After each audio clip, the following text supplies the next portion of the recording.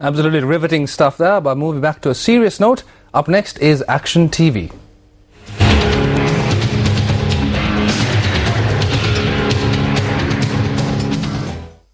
On the 8th of August last year, on the World Day of the Indigenous People, a foundation stone was laid in the Hinanigala village to construct an indigenous zone. However, the work that needs to be done is not merely important to the villagers residing in Hinanigala, it is also of interest to those who study indigenous life. If one were to believe that several constructions for the betterment of those residing in the village would have taken place as a result of the laying of this foundation stone, it would serve right. However, it seems that the Ministry of Cultural Affairs would only leave this monument to the residents of Hinanigala and those interested in indigenous life. For the last 6 months since the laying of the foundation stone, not a single construction has been made.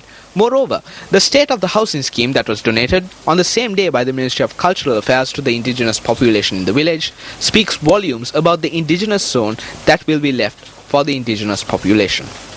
The Ministry of Cultural Affairs should be commended for coming forward to construct houses for the indigenous people. However, the need to construct houses for 29 indigenous families arose in December 2010 as a result of flooding. We were asked to sign documents at the district office, so we signed all the documents. Then a week afterwards, a gentleman came by. They collected 500 rupees for bank books and left. Money was collected from 12 families in order to purchase the application forms and to open savings accounts to deposit the funds. These 12 families lost their houses due to the floods.